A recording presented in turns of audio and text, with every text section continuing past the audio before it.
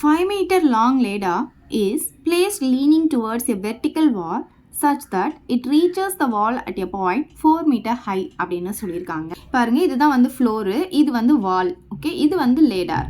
So இந்த லேடரை வந்து இந்த வாலில் வந்து சாய்ச்சி வச்சுருக்காங்க. லீனிங்னா சாய்ச்சி வச்சுருக்காங்க.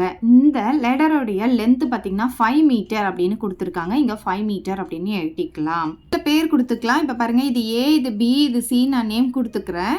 இப்போ இதில் பார்த்தீங்கன்னா இந்த லேடர் வந்து இந்த வாலை சின்ற பாயிண்டில் மீட் பண்ணுதா? ஸோ இந்த பாயிண்ட்ல இருந்து இந்த வாலுடைய லென்த் எவ்வளோ கொடுத்துருக்காங்கன்னு பார்த்தீங்கன்னா 4 மீட்டர் அப்படின்னு கொடுத்துருக்காங்க. If the foot of the ladder is moved 1.6 meter towards the wall, then find the distance by which the top of the ladder would slide upwards on the wall அப்படின்னு சொல்லியிருக்காங்க. அதாவது இந்த லேடருடைய food இருக்கு இல்லையா? So இதுதான் அந்த லேடருடைய food, அடிபாகம்.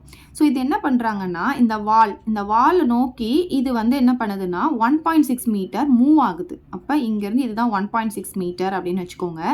So இந்த ladder வந்து இங்கேருந்து இப்படி மூவ் ஆயிடுச்சுன்னா இப்படி மூவ் பண்ணும்போது என்ன ஆகும்? இதோடைய லென்த் வந்து மேலே இன்க்ரீஸ் ஆகும். இங்கேருந்து இப்படி மேலே போயிடும். ஏன்னா இதை வந்து இப்படி நம்ம மூவ் பண்ணுறோம்.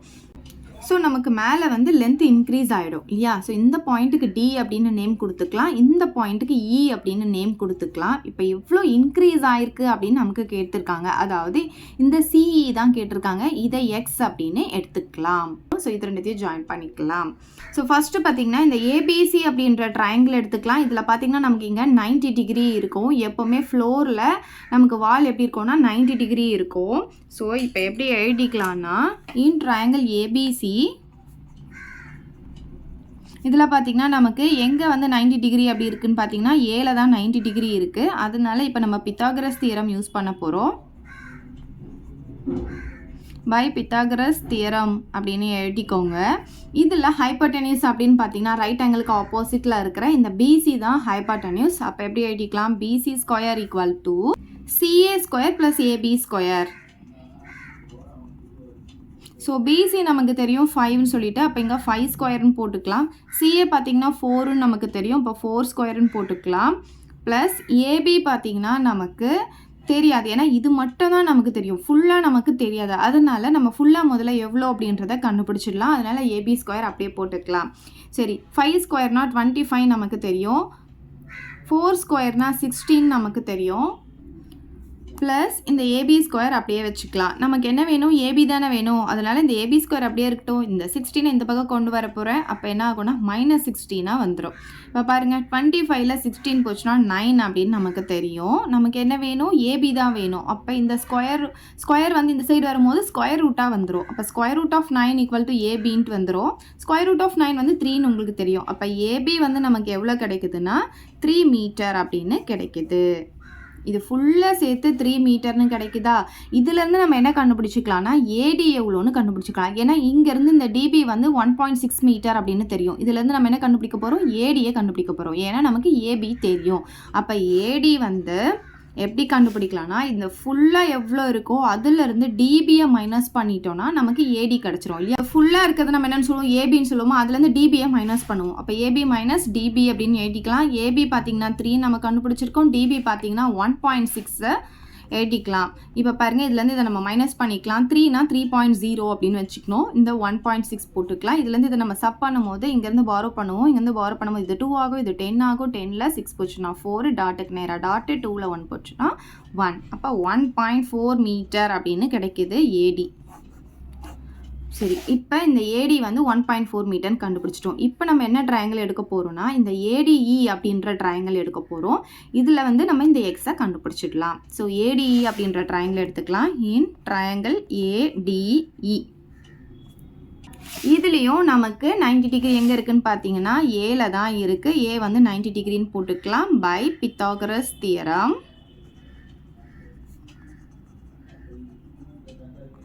இதில் பாருங்க, ரைட் ஆங்கிளுக்கு ஆப்போசிட்டில் இந்த டிஇ இருக்குது. அப்போ எப்படி எழுதிக்கலாம்? டிஇ ஸ்கொயர் அப்படின்னு எழுதிக்கலாம்.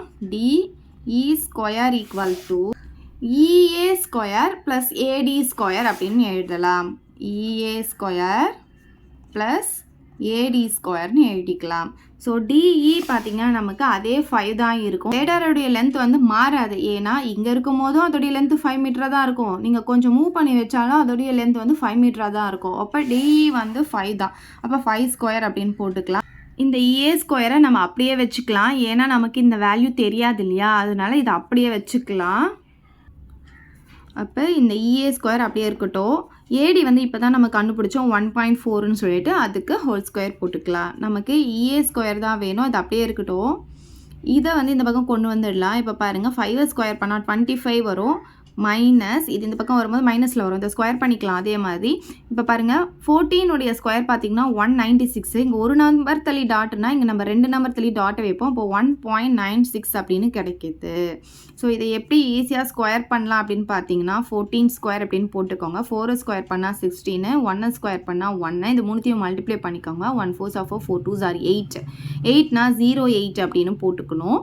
ஸோ இப்போ இங்கே பார்த்தீங்கன்னா அதாவது 2 டிஜிட்டில் எழுதிக்கணும். இந்த 1s பிளேஸில் இருக்கிறது அப்படியே இருக்கணும். இது ரெண்டுத்தையும் ஆட் பண்ணால் 9, இது ரெண்டுத்தையும் ஆட் பண்ணால் 1. பாருங்கள் 196 நமக்கு கிடச்சிருச்சு. சரி, நமக்கு இஏ தான் வேணும். அதனால இது ரெண்டுத்தையும் முதல்ல மைனஸ் பண்ணிக்கலாம். 25லேருந்து 1.96 மைனஸ் பண்ணிக்கலாம். எப்போவுமே ஒரு ஹோல் நம்பர் இருக்குன்னா அந்த ஹோல் நம்பர் போட்டு லாஸ்ட்டில் தான் 0 போடணும். ஓகே, ஸோ மைனஸ் பண்ண போகிறோன்றதுனால இந்த இடத்துல டாட் வச்சு 2 0 போட்டுக்கோங்க. இப்போ பாருங்கள் இது 4 ஆகும், இது 10, அப்புறம் இது 9 ஆகும், அப்புறம் இது 10 ஆகும். ஸோ 10ல் 6 போச்சுன்னா 4, 9ல் 9 போச்சுன்னா 0, அப்புறம் 4ல் 1 போச்சுன்னா 3, இங்கே 2 இருக்குது. அப்போ நமக்கு எவ்வளோ கிடைக்குதுன்னா 23.04ன்னு கிடைக்குது. நமக்கு இஏ தான் வேணும். ஸோ இந்த ஸ்கொயர் இந்த பக்கம் வரும்போது ஸ்கொயர் ரூட்டாக வந்துடும். ஸ்கொயர் ரூட் ஆஃப் 23.04 அப்படின்னு கிடைக்கும். இப்போ இதுக்கு ஸ்கொயர் ரூட் எடுக்க போகிறோம். 23.04 லாஸ்ட்லேருந்து 2 நம்பருக்கா பார் போடுவோம். இப்போ இது பார்த்தீங்கன்னா 4 4s 16 தான் போட முடியும். ஏன்னா 5 5s 25 ஆகிடும். ஸோ 16 போட்டுக்கலாம். இப்போ இதுலேருந்து இது நம்ம சப் பண்ணிக்கலாம். ஸோ 3ல் 6 போகாது. இங்கேருந்து பாரோ பண்ணும்போது இது 1 ஆகும், இது 13 ஆகும். 13ல் 6 போச்சுன்னா 7 கிடைக்கும். ஸோ இங்கே டாட் இருக்கிறதுனால இங்கே டாட் வச்சுக்கிறேன். இப்போ இந்த 2 நம்பரையும் நான் இறக்கிக்க போகிறேன். ஸ்கொயர் ரூட்டை பொறுத்த வரைக்கும் ஒரு 2 நம்பரையும் இறக்கணும். இப்போ இங்கே மேலே இருக்க நம்பரை 2ஆல் மல்டிப்ளை பண்ணிக்கோங்க. இங்கே பக்கத்தில் போகிற நம்பரும் மல்டிப்ளைலையும் ஒரே நம்பர் போடணும். ஸோ 8 பக்கத்தில் நான் வந்து 5 போட்டோன்னா இங்கேயும் 5 தான் போடணும். So 5 5s 25 balance 2, 8 5s 40, 40 + 2 42. இதை விட ரொம்ப கம்மியாக வருது. அப்போ நான் ஒரு 8 டைம்ஸ் போட்டு பார்க்குறேன். 8 8s 64, பேலன்ஸ் 6, 64 நமக்கு 17 வரும். இப்போ பாருங்கள் இது கரெக்டான நம்பர் நமக்கு கிடச்சிருச்சு. ஸோ அது எத்தனை டைம்ஸ் வருதுன்னா 8 டைம்ஸ் வருது. அப்போ இங்கேயும் 8 போடணும், இங்கேயும் 8 போடணும். அதே 704 தான் நமக்கு வருது. அப்போ ரிமைண்டர் பார்த்தீங்கன்னா 0ன்னு கிடச்சிருது. அப்போ 4.8 தான் இதோடைய ஆன்சர். அப்போ இஏ பார்த்தீங்கன்னா 4.8 மீட்டர் அப்படின்னு கிடைக்கிது. ஸோ நமக்கு இஏ அப்படின்றது இது ஃபுல்லாக சேர்த்து 4.8 மீட்டர்னு கிடச்சிருக்கு. அதில் நமக்கு இங்கேருந்து இது வரைக்கும் நமக்கு தெரியும் 4 மீட்டர்ன்ட்டு. அப்போ இது எப்படி கண்டுபிடிக்கலாம்? அந்த ஃபுல்லாக இருக்கிற 4.8லேருந்து இந்த 4ஐ சப் பண்ணிட்டா இந்த எக்ஸ் எவ்வளோ அப்படின்றது நமக்கு கிடச்சிடும். ஃபுல் அப்படின்றது இஏ.